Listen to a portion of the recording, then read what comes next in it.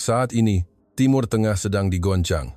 3 kegagalan, kerugian 4,2 bilion dolar, 9 tahun terbuang.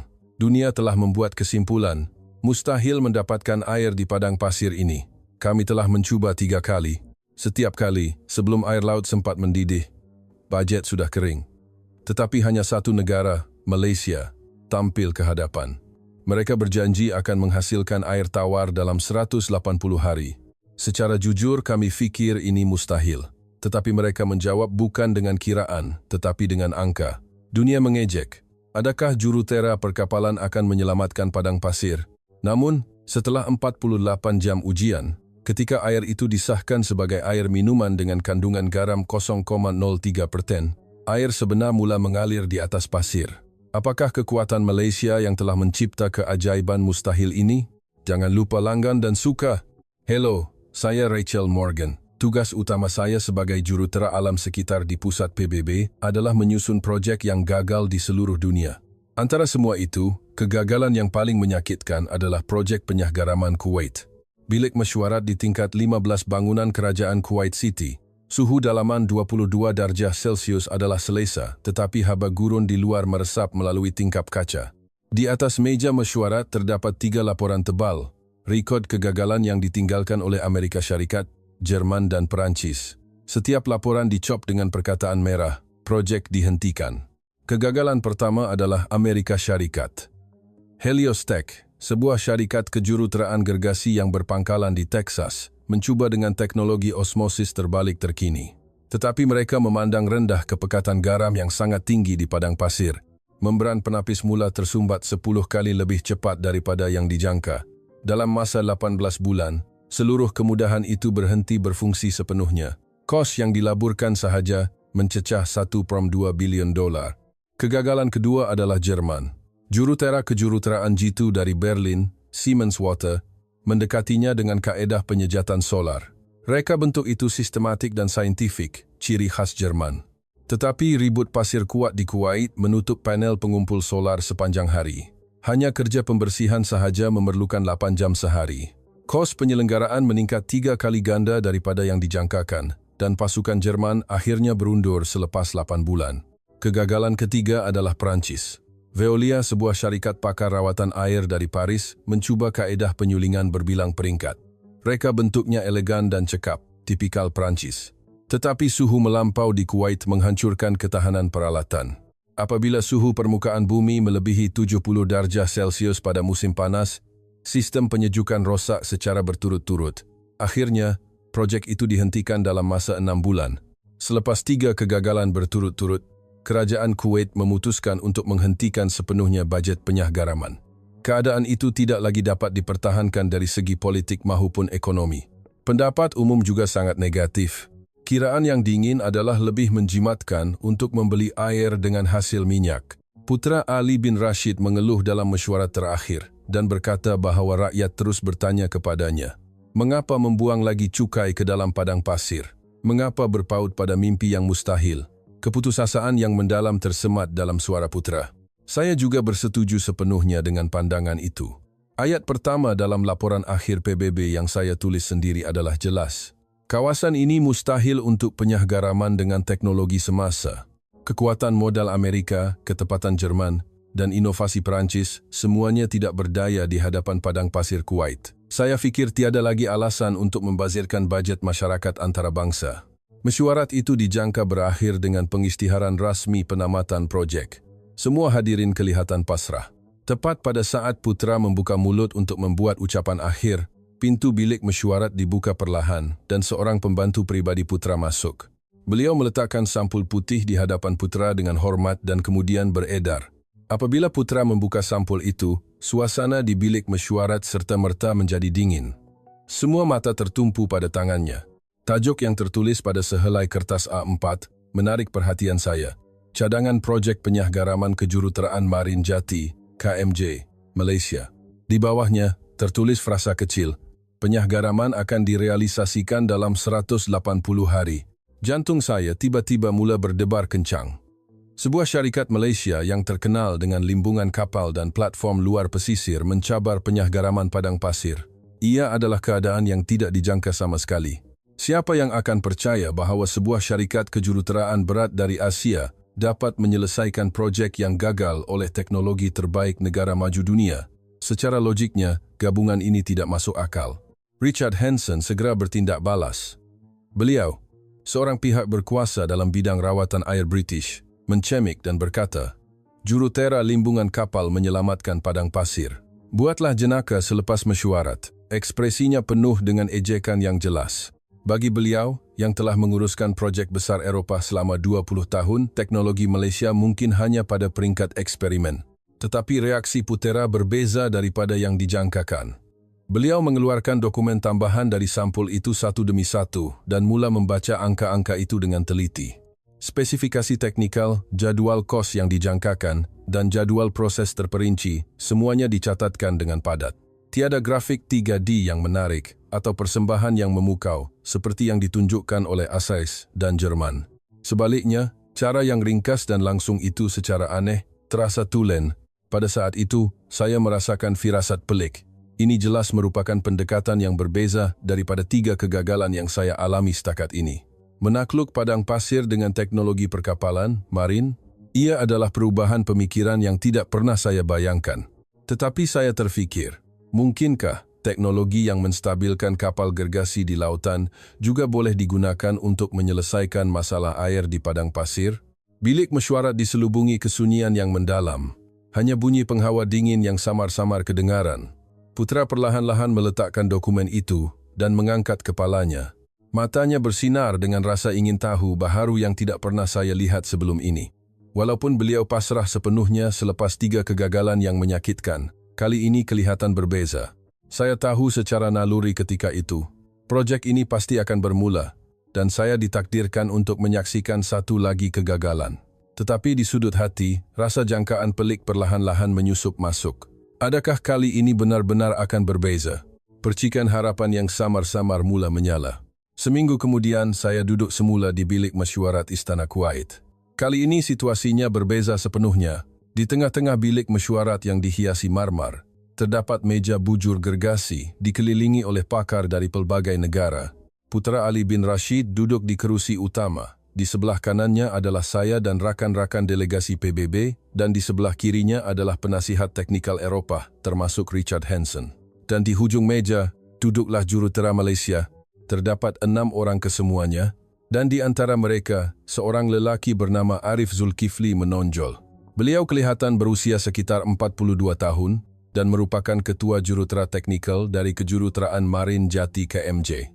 Tidak seperti yang lain, beliau memakai kemeja biru tua material kerja dan bukannya suit. Di tangannya, beliau memegang buku data teknikal yang tebal. Suasana tegang mengalir di dalam bilik mesyuarat. Di luar tingkap, terbentanglah padang pasir Kuwait yang tidak berkesudahan.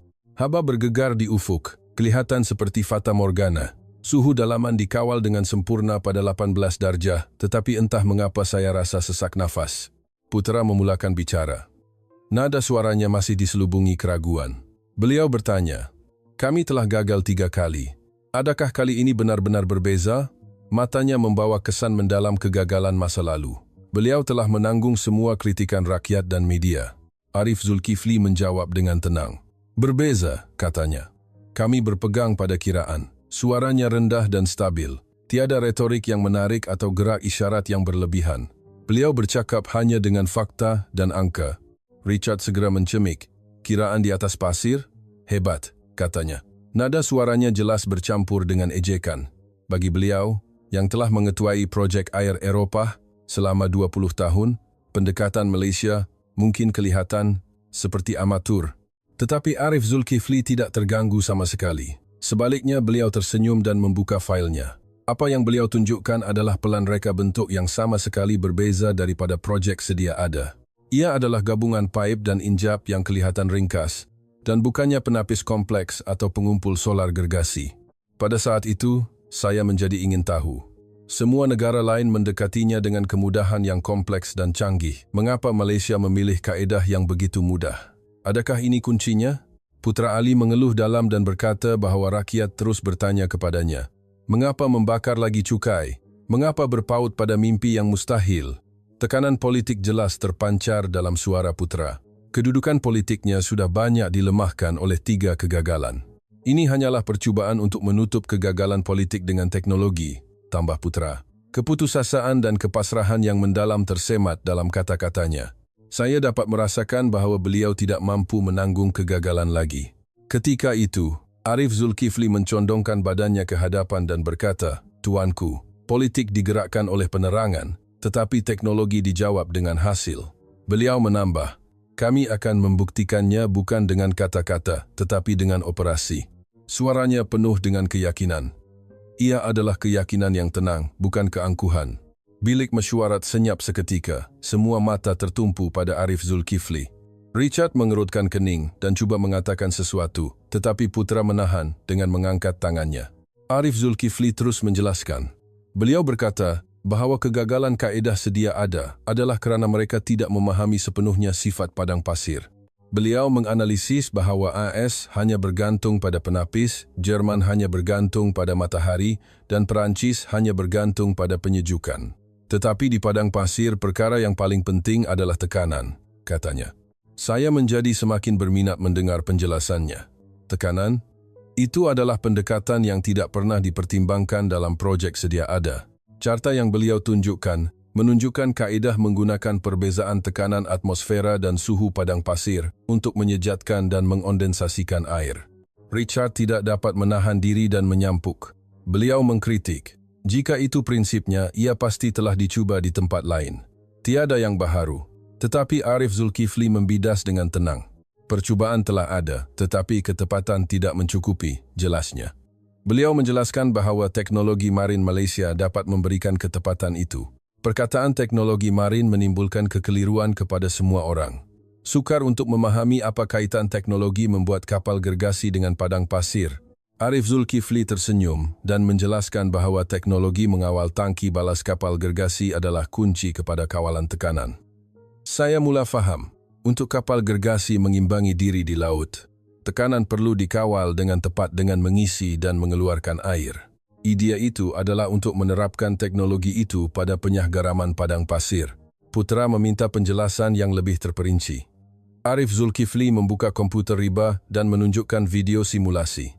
Prinsipnya adalah untuk mencipta keadaan vakum menggunakan perbezaan suhu siang dan malam di padang pasir dan mendidihkan air laut di dalamnya. Kaedah ini mengurangkan titik didih, meminimumkan penggunaan tenaga sambil mendapatkan air tulen. Penasihat Eropah mula berbisik.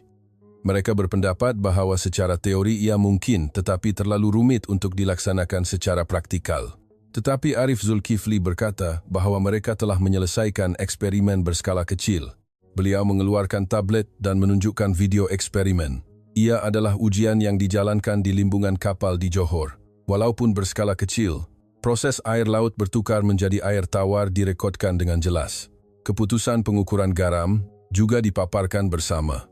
Suasana bilik mesyuarat berubah sedikit, malah Richard berdiam diri. Keputusan eksperimen adalah fakta yang tidak boleh dinafikan. Ekspresi Putra juga semakin serius.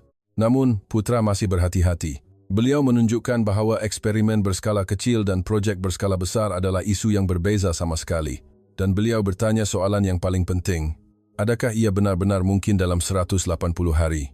Arif Zulkifli mengangguk. Mungkin, katanya. Tetapi ada syarat. Syaratnya adalah untuk merujuk semua kes kegagalan sedia ada dan tidak mengulangi kesilapan yang sama dan menjamin autonomi penuh di tapak. Putra terdiam seketika. Bilik mesyuarat kembali diselubungi kesunyian. Hanya bunyi penghawa dingin yang samar-samar kedengaran. Haba gurun di luar terasa meresap melalui tingkap kaca. Akhirnya, Putra membuka mulutnya. Baiklah, katanya, tetapi ada syarat. Syaratnya adalah jika mereka gagal mendapatkan hasil dalam 180 hari, mereka akan berundur serta-merta. Dan beliau menjelaskan dengan jelas bahawa ini adalah kali terakhir. Arif Zulkifli berdiri dan memberi hormat dengan sopan. Terima kasih, katanya. Kami tidak akan mengecewakan tuanku. Matanya dipenuhi dengan keazaman yang teguh.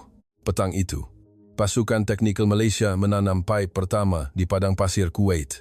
Saya memerhatikan pemandangan itu dari jauh. Ribut pasir bertiup menghalang pandangan tetapi pergerakan mereka tidak berhenti. Detik cabaran baharu telah bermula. Keesokan paginya, saya berada di tengah-tengah padang pasir Kuwait. Sehari berlalu sejak pipe pertama ditanam, tetapi realiti jauh berbeza daripada harapan di bilik mesyuarat. Tiada majlis sambutan, tiada bendera kelihatan, hanya pasir, matahari yang terik, dan mata yang ragu-ragu.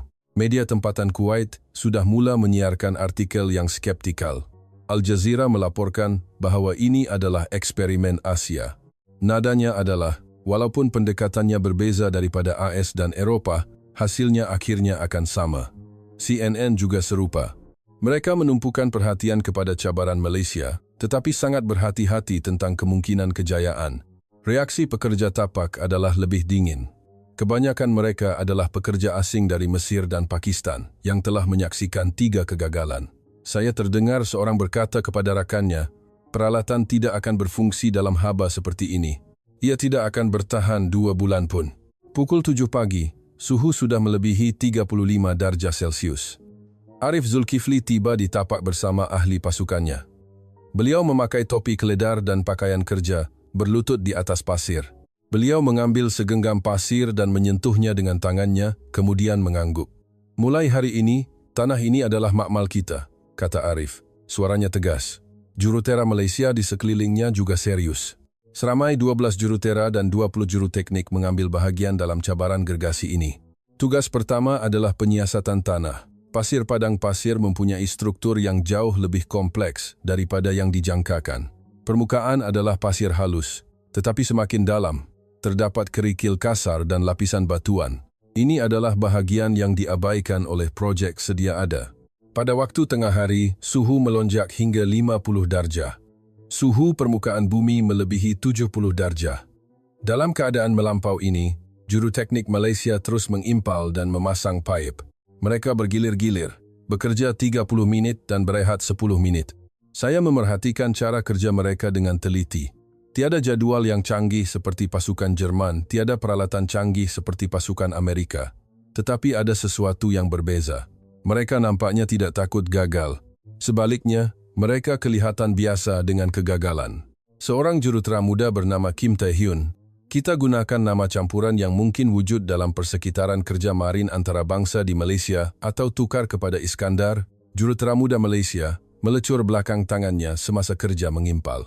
Tetapi beliau hanya menerima rawatan kecemasan ringkas dan kembali bekerja.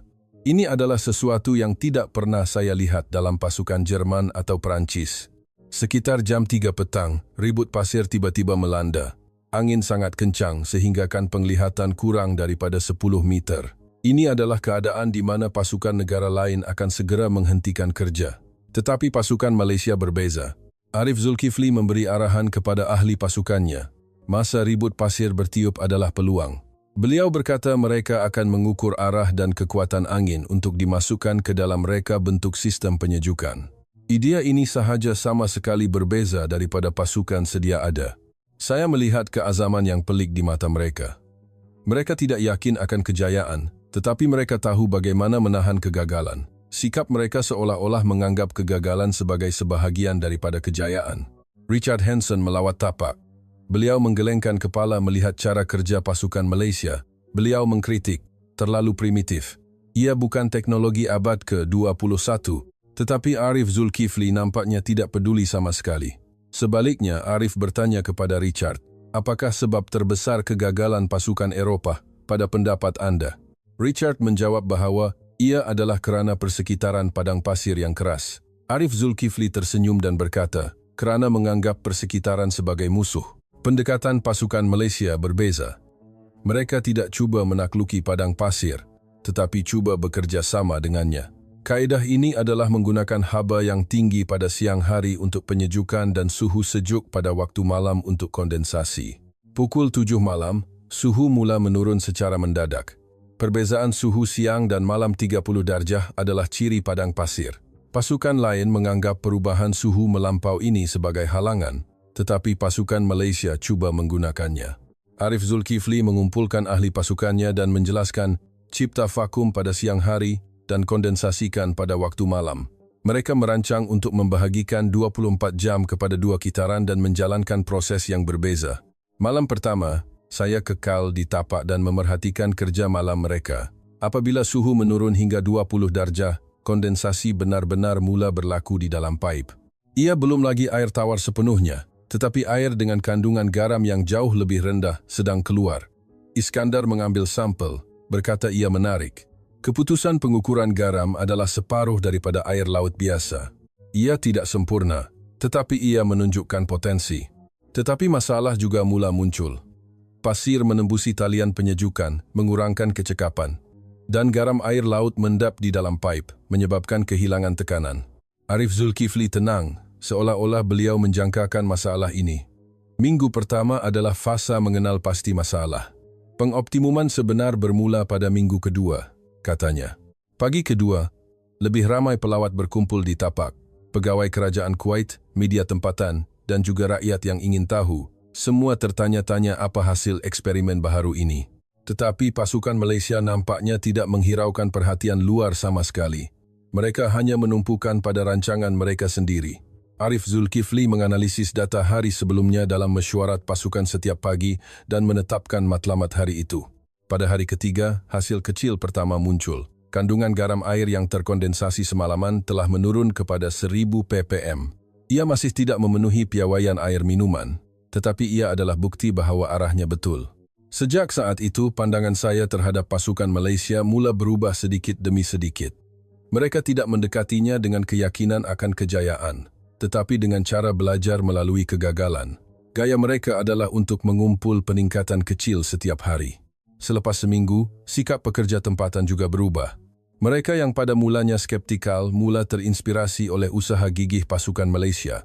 Mereka terutamanya kagum dengan pemandangan jurutera Malaysia sendiri, berpeluh dan bekerja keras di tapak. Tetapi masih jauh lagi perjalanan. Kandungan garam perlu diturunkan lagi dan jumlah pengeluaran perlu ditingkatkan. Dan yang paling penting, mereka perlu membuktikan bahawa sistem ini dapat beroperasi dengan stabil selama 180 hari. Arif Zulkifli menulis diari setiap malam. Beliau merekodkan pencapaian dan masalah hari itu, serta rancangan untuk hari berikutnya. Saya secara tidak sengaja melihat diari itu, dan satu petikan menarik perhatian saya. Padang pasir bukan musuh kita, tetapi guru kita. Menjelang permulaan minggu kedua, saya yakin, projek ini benar-benar akan berbeza. Saya tidak tahu sama ada ia akan berjaya atau gagal, tetapi pendekatan itu sendiri adalah inovatif. Mereka tidak melawan padang pasir, tetapi menari dengannya. Minggu ketiga, suatu pagi, saya terjaga kerana bunyi penggera yang tiba-tiba. Saya melihat jam, pukul 4 pagi. Saya melihat ke arah tapak dari tingkap hotel dan lampu berkelip. Saya mendapat firasat bahawa sesuatu yang penting sedang berlaku. Saya bergegas memakai pakaian dan menuju ke tapak. Walaupun jaraknya 20 minit pemanduan, masa terasa sangat panjang pada hari itu. Apabila saya tiba, juru teknik Malaysia semuanya berkumpul di bilik kawalan. Monitor berkelip dengan lampu merah. Bilik kawalan penuh dengan ketegangan. Bunyi penggera. Peningkatan tekanan 04 bar terus berbunyi. Arif Zulkifli memberi arahan kepada ahli pasukannya. Laraskan semula injap penyejukan. Kekalkan suhu 105 darjah. Buka injap steam nombor 3. Tangan jurutera sudah dilitupi lepuh. Ini adalah hasil kerja 16 jam sehari selama 3 minggu. Kesan terbakar jelas kelihatan hingga ke hujung jari, tetapi mata mereka masih fokus. Iskandar menjerit sambil memeriksa tolok tekanan. Tahap vakum telah meningkat kepada 0,38 bar, hampir mencapai sasaran. Arif Zulkifli mengangguk dan mengarahkan langkah seterusnya. Malah shift 24 jam tidak dapat dilakukan dengan betul. Bukan kerana kekurangan tenaga kerja, tetapi kerana tiada siapa yang mahu meninggalkan tapak. Semua orang tidak mahu terlepas detik ini. Mengekalkan keadaan vakum dalam pipe adalah tugas yang paling sukar. Tekanan dalaman perlu dikekalkan malar walaupun suhu luaran sentiasa berubah. Sedikit sahaja kecuaian, vakum akan pecah. Penggantian penapis untuk menyekat habuk pasir juga merupakan kerja yang tidak berkesudahan. Mereka membongkar, membersihkan, dan memasang semula penapis seukuran tapak tangan. Kerja yang perlu diulang lebih daripada 10 kali sehari. Pukul 8 pagi, matahari mula terbit. Apabila suhu meningkat secara mendadak, perubahan berlaku pada sistem. Tekanan dalaman mula menjadi lebih stabil. Ketika itulah, sesuatu yang berkilauan kelihatan di hujung pipe. Ia adalah titisan air. Satu titisan air kecil dan jernih perlahan-lahan jatuh. Saya secara refleks menghulurkan tangan saya. Sebaik sahaja titisan air itu jatuh di telapak tangan saya, bilik kawalan menjadi sunyi sepenuhnya. Semua bunyi penggera seolah-olah berhenti. Saya menyentuh titisan air itu dengan hujung lidah saya. Tiada rasa masin sama sekali. Ini jelas air tawar. Tetapi ada sesuatu yang pelik. Suhunya terlalu panas. Sistem itu belum stabil sepenuhnya. Arif Zulkifli menghampiri dan mengambil sampel. Pemeriksaan dengan meter mudah alih menunjukkan kandungan garam telah menurun kepada 50 ppm. Secara teori, ia adalah angka yang melepasi piawaian air minuman. Tetapi suhunya melebihi 80 darjah. Titisan pertama hanyalah permulaan, kata Arif Zulkifli. Suaranya bercampur dengan kelegaan dan ketegangan. Beliau tahu bahawa bahagian yang paling sukar bermula sekarang. Richard Hanson tiba di tapak. Walaupun melihat titisan air itu, beliau masih skeptikal. Jangan panggil ini keajaiban. Ini hanyalah eksperimen, katanya. Beliau menambah bahawa ia tidak bermakna jika penstabilan suhu tidak berlaku. Tetapi pasukan Malaysia sudah bersedia untuk langkah seterusnya. Mereka mula memasang pipe tambahan untuk meningkatkan kecekapan sistem penyejukan. Rancangan mereka adalah untuk memaksimumkan kesan penyejukan apabila suhu menurun pada waktu malam. Pukul 2 petang, apabila suhu mencapai 50 darjah, satu lagi perubahan berlaku. Jumlah pengeluaran air mula meningkat secara mendadak. Ia meningkat dari 5 liter sejam kepada 15 liter. Iskandar melaporkan penemuan yang menarik. Semakin tinggi suhu luaran, semakin mudah vakum terbentuk. Ini adalah fenomena yang bertentangan dengan logik biasa. Arif Zulkifli menjelaskan, semakin besar perbezaan suhu, semakin banyak perolakan semula jadi dicipta. Inilah hasil daripada menggunakan sifat padang pasir. Ini adalah bahagian yang terlepas oleh negara lain. Apabila malam tiba, sesuatu yang menakjubkan berlaku. Suhu air mula menurun secara mendadak. Dari 80 darjah kepada 60 darjah, kemudian turun kepada 40 darjah. Penyejukan semula jadi berlaku apabila suhu luaran menurun semalaman. Pukul 11 malam, air tawar pada suhu bilik akhirnya mula keluar. Kandungan garam 20 ppm, suhu 25 darjah. Air minuman yang sempurna, sorakan meletus di bilik kawalan. Tetapi kegembiraan hanya seketika. Masalah baharu timbul. Jumlah pengeluaran tidak stabil. Ia kadangkala menurun secara mendadak dari 20 liter sejam kepada 5 liter. Arif Zulkifli berkata beliau menjangkakan turun naik ini. Minggu pertama adalah tempo untuk sistem menyesuaikan diri dengan persekitaran padang pasir. Ia akan stabil secara beransur-ansur, katanya. Keesokan paginya, saya sendiri minum air itu. Ia bersih dan sejuk. Apa yang kelihatan mustahil, hanya 3 minggu lalu kini menjadi kenyataan. Pekerja tempatan juga terkejut. Seorang berkata, air laut benar-benar bertukar menjadi air minuman. Saya dapat melihat harapan di mata mereka. Tetapi masih banyak cabaran yang perlu diselesaikan. Penstabilan jumlah pengeluaran, peningkatan kecekapan tenaga, dan isu ketahanan operasi jangka panjang. Arif Zulkifli menganalisis data setiap malam. Beliau membuat graf semua pemboleh ubah seperti suhu, tekanan, kadar aliran, dan kandungan garam untuk mencari corak. Usaha untuk memahami irama padang pasir. Seminggu kemudian, sistem mula stabil dengan ketara. Pengeluaran harian meningkat kepada 300 meter padu. Walaupun masih di bawah sasaran, ia terus bertambah baik. Pada masa ini, saya sadar bahawa pendekatan pasukan Malaysia benar-benar berbeza. Mereka tidak cuba membina sistem yang sempurna dari awal. Sebaliknya, mereka memilih kaedah peningkatan secara beransur-ansur. Sikap Richard juga mula berubah sedikit demi sedikit. Walaupun masih skeptikal, beliau mula mengakui ketabahan pasukan Malaysia. Beliau terutamanya kagum dengan pemandangan mereka yang menjaga tapak siang dan malam. Selepas sebulan, keajaiban kecil yang bermula dengan titisan air pertama semakin menghampiri realiti. Tetapi ujian sebenar bermula sekarang. Cabaran yang lebih besar untuk pengeluaran besar-besaran yang stabil dan operasi jangka panjang masih menanti. Sebulan telah berlalu sejak titisan air pertama keluar. Setiap pagi, saya melawat tapak untuk memeriksa keadaan sistem. Logik itu yang pada mulanya kelihatan berjalan lancar, mula menunjukkan tanda-tanda masalah. Masalah terbesar adalah prestasi yang tidak konsisten. Walaupun beroperasi secara normal pada siang hari, ia menunjukkan perubahan yang tidak dapat diramalkan pada waktu malam. Ada hari air tawar sempurna keluar, tetapi keesokan paginya kandungan garam meningkat secara mendadak. Pukul 7 pagi itu, penggera berbunyi lagi di bilik kawalan. Iskandar melaporkan dengan tergesa-gesa. kandungan garam meningkat dari 240 ppm kepada 310 ppm. Ia terus meningkat. Angka itu jauh melebihi piawaian air minuman 100 ppm. Arif Zulkifli segera berlari ke tapak. Saya mengikutinya. Apabila pipe utama dibuka, kristal putih didapati terkumpul berlapis-lapis di dalamnya. Ia adalah kristal garam. Fenomena scaling telah bermula, diagnos Arif. Garam dalam air laut mula melekat pada dinding dalaman pipe semasa proses penyejatan. Dari masa ke masa, kristal ini menjadi tebal, menghalang aliran air. Iskandar mencadangkan untuk mengaktifkan pembersihan dalaman.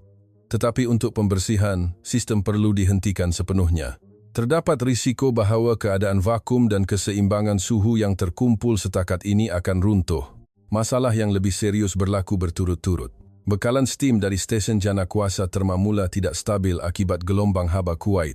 Dari jam 2 hingga 4 petang, sistem penyejukan tidak berfungsi dengan betul kerana kekurangan kuasa. Apabila keseimbangan penyejukan runtuh, seluruh sistem mula goyah. Suhu meningkat hingga 110 darjah dan tekanan di dalam pipe berubah secara mendadak. Hampir mustahil untuk mengekalkan keadaan vakum. Lebih teruk lagi, masalah habuk pasir bertambah buruk. Disebabkan ribut pasir berterusan, zarah pasir halus menembusi pelbagai bahagian talian penyejukan. Walaupun penapis diganti berulang kali, ia tidak dapat disekat sepenuhnya. Arif Zulkifli memanggil pasukan untuk mesyuarat kecemasan. Beliau berkata mereka perlu mendiagnosis keadaan semasa dengan tepat dan mencari penyelesaian. Dilaporkan bahawa kecekapan pertukaran haba telah menurun lebih daripada 30% kerana habuk pasir menembusi talian penyejukan. Arif menganggarkan bahawa sekurang-kurangnya 3 minggu lagi diperlukan untuk penstabilan kualiti air. Apabila saya mendengar kata-kata itu, jantung saya jatuh. Sebulan telah berlalu dan kami perlu menunggu 3 minggu lagi. Apabila Richard Hanson melawat tapak, keadaan bertambah buruk. Beliau tersenyum sinis melihat pipe yang diselaputi scaling. Mereka memanggil titisan pertama keajaiban. Tetapi keajaiban tidak mempunyai penyelenggaraan, katanya. Kata-katanya menyakitkan. Masalah yang dihadapi oleh pasukan Malaysia sebenarnya tidak banyak berbeza daripada kegagalan sedia ada. Pasukan AS bergelut dengan scaling dan pasukan Jerman mengalami penurunan kecekapan akibat habuk pasir. Saya jatuh ke dalam keraguan yang mendalam ketika itu. Saya fikir, adakah kita belum separuh jalan? Walaupun terdapat 120 hari yang tinggal daripada had 180 hari, terdapat terlalu banyak masalah untuk diselesaikan. Tetapi reaksi pasukan Malaysia berbeza daripada yang dijangkakan. Setiap kali masalah timbul, mereka menjadi lebih tenang. Mereka kelihatan seolah-olah sudah menjangkakan keadaan ini. Arif Zulkifli mencadangkan pendekatan baharu.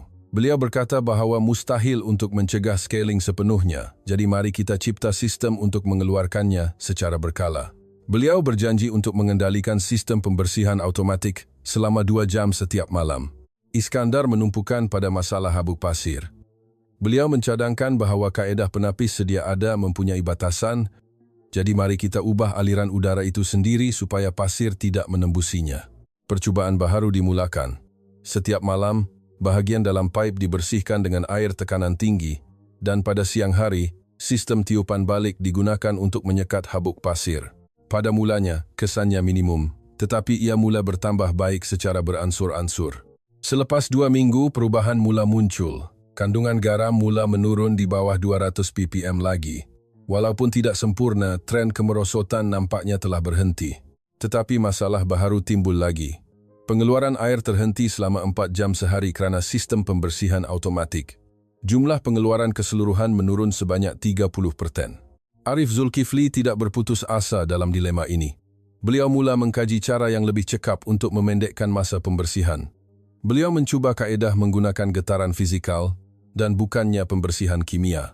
Menjelang minggu ketiga, sistem mula stabil sedikit demi sedikit. Kandungan garam stabil pada tahap 150 ppm dan jumlah pengeluaran juga beransur-ansur pulih. Tetapi ia masih jauh daripada sasaran. Media tempatan mula menunjukkan minat lagi. Tetapi kali ini terdapat lebih banyak keraguan daripada pandangan positif. Terdapat reaksi bahawa ia mencurigakan bahawa ia masih dalam peringkat eksperimen selepas sebulan setengah.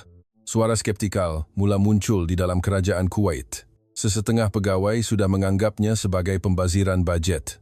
Malah laporan yang mengesyorkan penghentian projek kepada putra telah diajukan. Saya berada dalam dilema yang mendalam pada masa itu.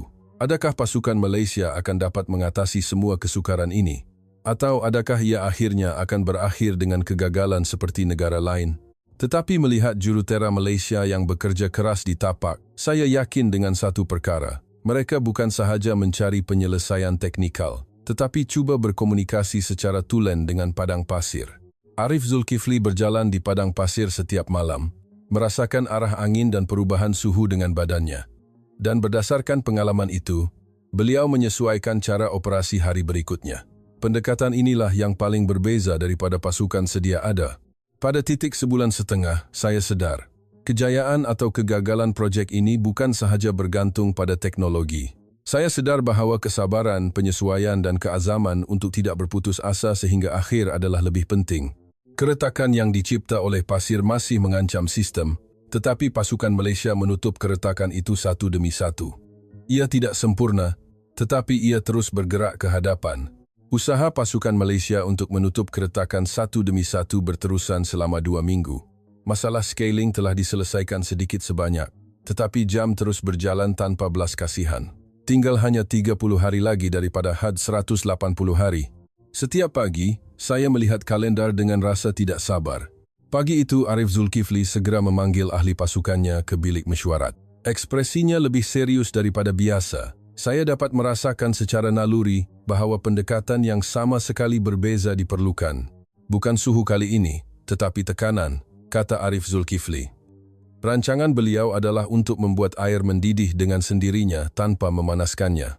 Ia adalah idea yang inovatif untuk mendorong penyejatan hanya dengan perbezaan tekanan, meninggalkan kaedah pemanasan sedia ada sepenuhnya.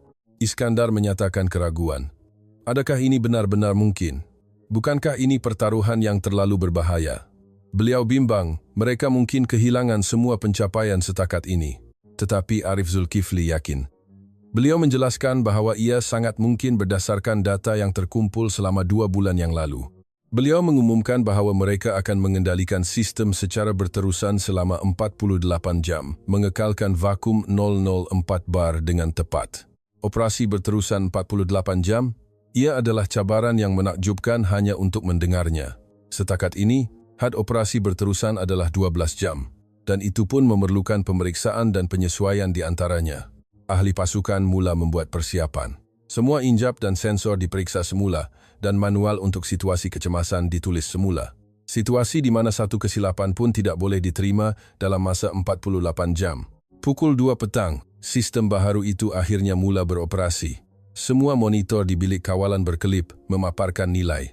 Tahap vakum bermula pada 0.39 bar dan perlahan-lahan menghampiri sasaran. 6 jam pertama berjalan lancar. Keadaan vakum dikekalkan dengan stabil dan suhu bergerak dalam julat yang dijangkakan. Tetapi saya tidak dapat menghilangkan rasa cemas yang tidak dapat dijelaskan. Pukul 10 malam, krisis pertama tiba. Tekanan vakum mula goyah apabila suhu luaran menurun secara mendadak. Ia jatuh dari 0,4 bar kepada 0,35 bar dan kemudian naik semula kepada 0,42 bar. Iskandar segera melaraskan injap, tetapi turun naik tekanan berterusan. Sistem memerlukan masa untuk menyesuaikan diri dengan persekitaran baharu. Arif Zulkifli memberi arahan dengan tenang. Selepas bertahan pada malam pertama, keadaan mula bertambah baik dari jam 6 pagi. Apabila matahari terbit dan suhu luaran stabil, tahap vakum dikekalkan secara berterusan sekitar 0,4 bar. Tetapi ujian sebenar adalah hari kedua. Adakah sistem yang beroperasi sepanjang hari dapat bertahan 1 hari lagi? Keletihan peralatan terkumpul, dan ahli pasukan juga sangat letih. Pukul 1 petang, detik penting akhirnya tiba. Salah satu injap vakum meletup kerana terlalu panas. Dengan bunyi boom, steam panas menyembur keluar. Suhu bilik kawalan serta-merta melebihi 90 darjah. Ia adalah haba yang tidak dapat ditangani walaupun penghawa dingin beroperasi sepenuhnya. Semua ahli pasukan berpindah keluar, tetapi Arif Zulkifli kekal di bilik kawalan. Beliau memakai pakaian perlindungan dan mula mengendalikan injap kecemasan. Ia adalah situasi di mana keputusan yang tepat perlu dibuat dalam persekitaran seperti sauna melebihi 90 darjah. Saya juga memakai pakaian perlindungan dan masuk untuk membantunya. Bilik itu dipenuhi dengan steam sehingga penglihatan hampir tidak kelihatan. Tetapi pergerakan tangan Arif Zulkifli masih tepat. Selepas 30 minit, keadaan dapat dikawal. Sistem dihidupkan semula dengan memintas injap yang meletup. Tetapi tahap vakum telah jatuh kepada 0,3 bar. Ia hampir gagal. Semua orang hampir keletihan.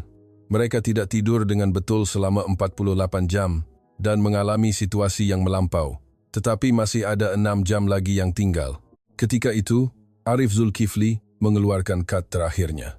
Beliau berkata bahawa beliau akan mengaktifkan pam vakum tambahan yang telah disediakan sebagai sandaran. Ia adalah pilihan yang berbahaya. Jika ini juga gagal, semuanya akan berakhir. Ini adalah ujian terakhir, kata Arif Zulkifli. Tangannya diletakkan di atas butang terakhir.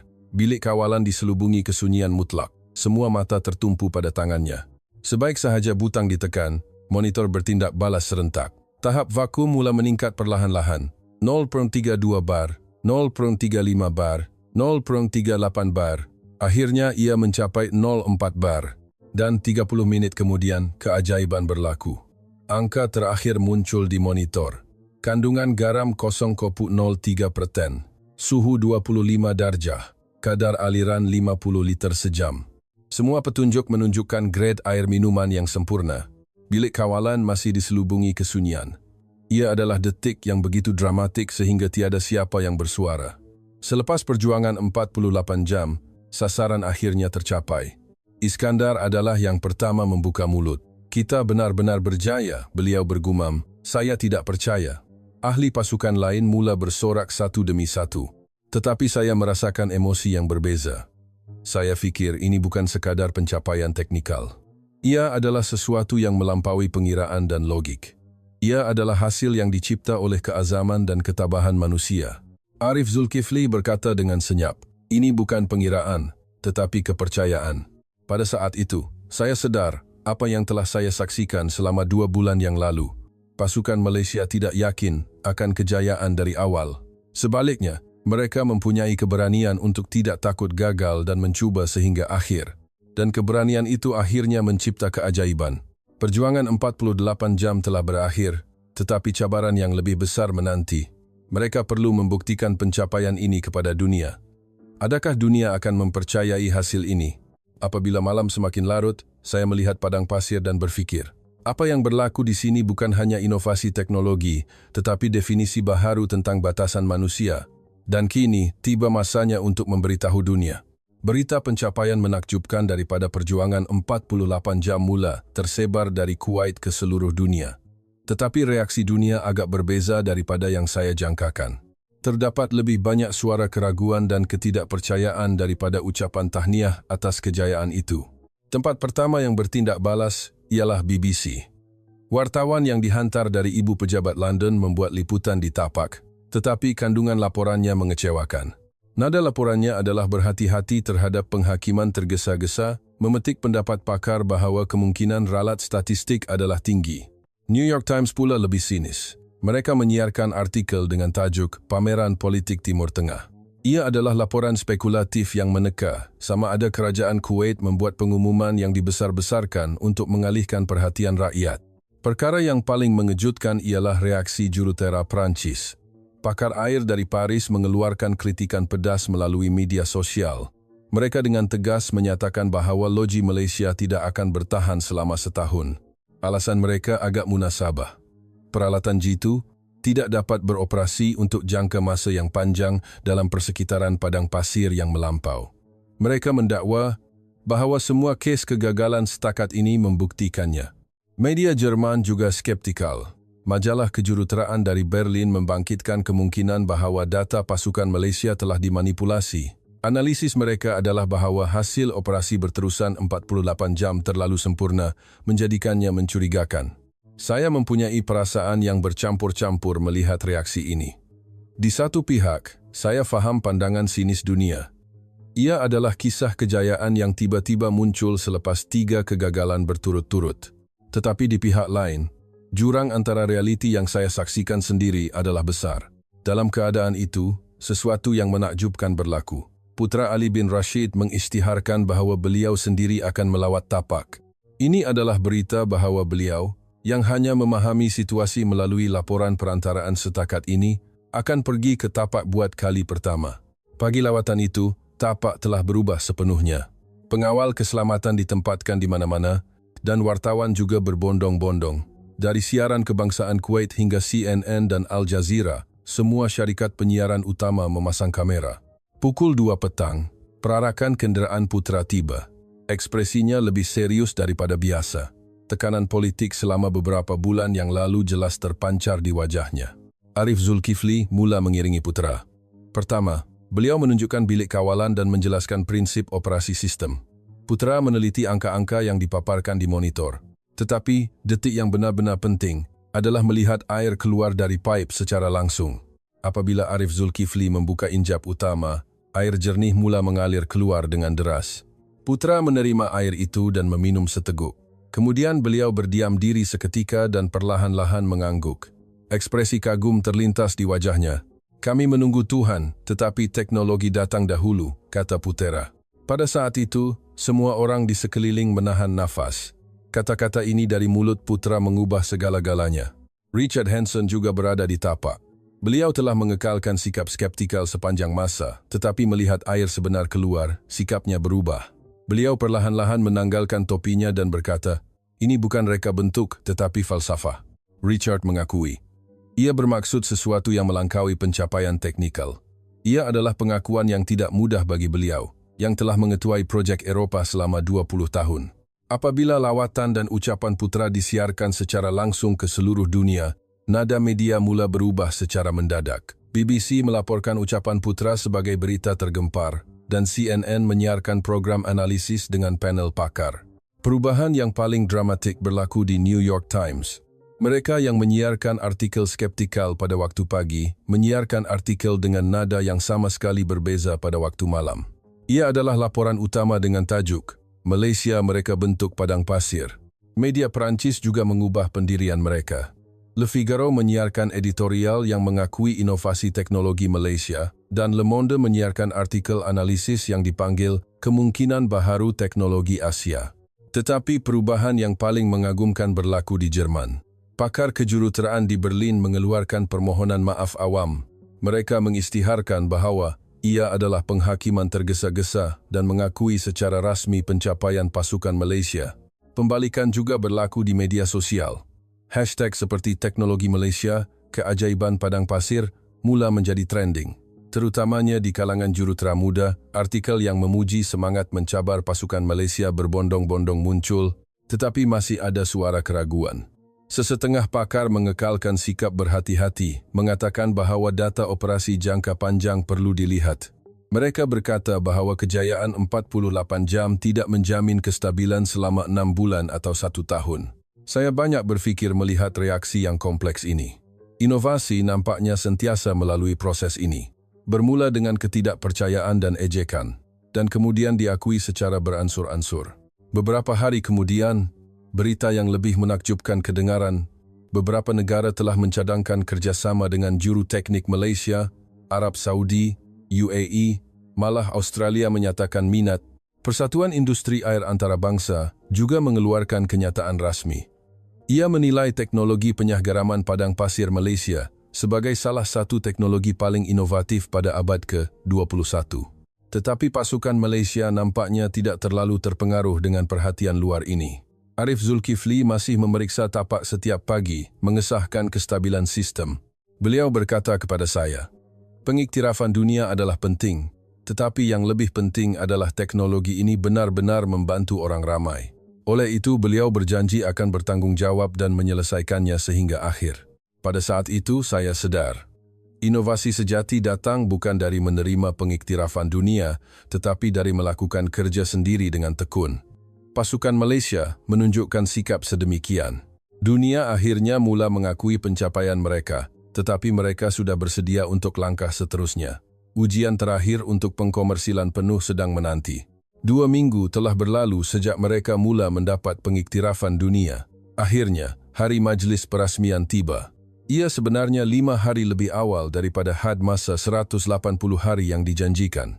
Saya tiba di tapak awal pagi itu dan memerhatikan pemeriksaan terakhir yang dijalankan. Arif Zulkifli memegang senarai semak tebal di tangannya. Semua data dan item pemeriksaan yang terkumpul selama 6 bulan yang lalu dicatatkan dengan padat. Beliau membacanya item demi item perlahan-lahan. Kadar aliran 88.000 tan. Tekanan normal, Arif Zulkifli mengesahkan akhirnya. Ia adalah jumlah yang boleh digunakan oleh 50.000 orang berdasarkan pengeluaran harian. Ia adalah pencapaian yang jauh melebihi sasaran asal 30.000 orang. Ramai orang berkumpul di majlis perasmian. Seramai 300 orang, termasuk putra Ali bin Rashid dan pegawai tinggi kerajaan Kuwait, duta dari pelbagai negara, dan wartawan antarabangsa. Ia adalah dunia yang berbeza daripada suasana skeptikal 6 bulan lalu. Setiausaha Agung PBB juga menghantar ucapan tahniah khas. Kandungannya adalah bahawa ia akan menjadi mercu tanda baharu dalam menyelesaikan masalah air manusia. Ia adalah perkara yang sangat membanggakan bagi pusat iklim PBB tempat saya bekerja. Tetapi detik yang paling menyentuh adalah kehadiran penduduk tempatan. Keluarga Badui yang tinggal berhampiran padang pasir Kuwait muncul di majlis perasmian menunggang unta. Bagi mereka, projek ini adalah isu kehidupan yang sangat penting. Pada waktu tengah hari, majlis perasmian rasmi bermula. Putra menyampaikan ucapan peringatan dan Arif Zulkifli melaporkan kemajuan projek. Tetapi semua orang menunggu hanya satu perkara, detik injap utama dibuka. Akhirnya, detik itu tiba. Arif Zulkifli meletakkan tangannya pada pemegang injap gergasi yang dihiasi dengan reben merah. Beliau perlahan-lahan mula memutar injap bersama-sama dengan putera. Apabila injap dibuka sepenuhnya, aliran air yang deras mula mengalir keluar. Ia seolah-olah sungai buatan mengalir. Air jernih dan sejuk mengalir tanpa henti di tengah-tengah padang pasir. Sorakan meletus di kalangan hadirin. Denyar kamera berkelip dan bunyi tepukan bergema di seluruh padang pasir. Ia adalah detik impian yang kelihatan mustahil 6 bulan lalu menjadi kenyataan. Pemandangan yang paling menyentuh adalah kanak-kanak Badui membasuh tangan mereka di dalam air. Mereka kini boleh menggunakan air sepuas hati, yang selama ini hanya dapat diperoleh dengan berjalan sepanjang hari. Seorang nenek Badui minum air dan menitiskan air mata. Beliau berkata ini adalah kali pertama dalam 70 tahun hidupnya beliau minum air yang begitu jernih dan sejuk di padang pasir. Pada saat itu saya juga menangis tanpa disedari. Seorang ibu muda datang dengan bayi yang baru lahir dan memandikan bayi itu dengan air. Kegembiraan terpancar di wajahnya kerana anaknya kini boleh membesar dengan air bersih. Pekerja tempatan juga terharu. Mereka adalah orang yang bekerja keras bersama selama 6 bulan yang lalu. Pada mulanya mereka ragu-ragu, tetapi kini mereka menganggap juru teknik Malaysia sebagai rakan sejati. Richard Hanson juga hadir. Beliau menghampiri Arif Zulkifli dan menghulurkan tangan untuk berjabat dengan hormat. Beliau berkata, beliau mengakui prasangkanya dan mengucapkan tahniah dengan ikhlas. Beliau menambah bahawa beliau telah belajar bahawa teknologi tidak mempunyai sempadan. Selepas majlis perasmian, saya mengambil segenggam pasir tapak. Saya melakukannya agar tidak melupakan semua proses yang saya saksikan selama 6 bulan. Setiap butir pasir kecil ini adalah saksi. Malam itu, saya mula menulis laporan akhir untuk diserahkan kepada ibu pejabat PBB dari bilik hotel saya. Tetapi saya tidak tahu bagaimana untuk menyatakan pengalaman 6 bulan yang lalu dengan kata-kata.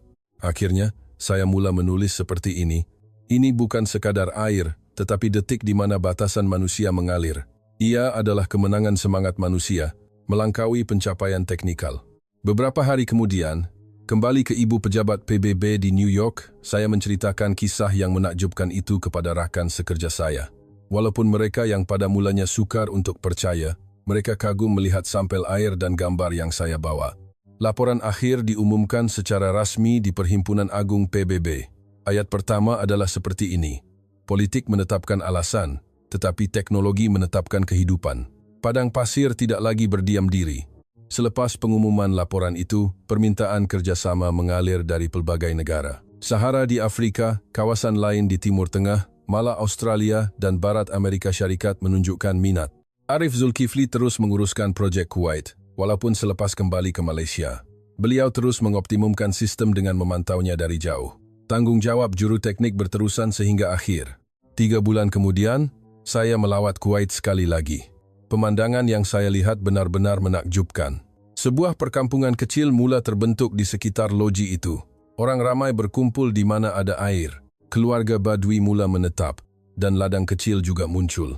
Warna hijau meresap ke padang pasir. Ia adalah perubahan seperti keajaiban yang dicipta oleh setitis air. Setahun kemudian, Loji Penyahgaraman Kuwait menjadi mercu tanda di rantau Timur Tengah. Delegasi lawatan dari seluruh dunia datang, dan ia menjadi tempat lawatan wajib bagi jurutera. Kadang-kadang saya memikirkan padang pasir itu.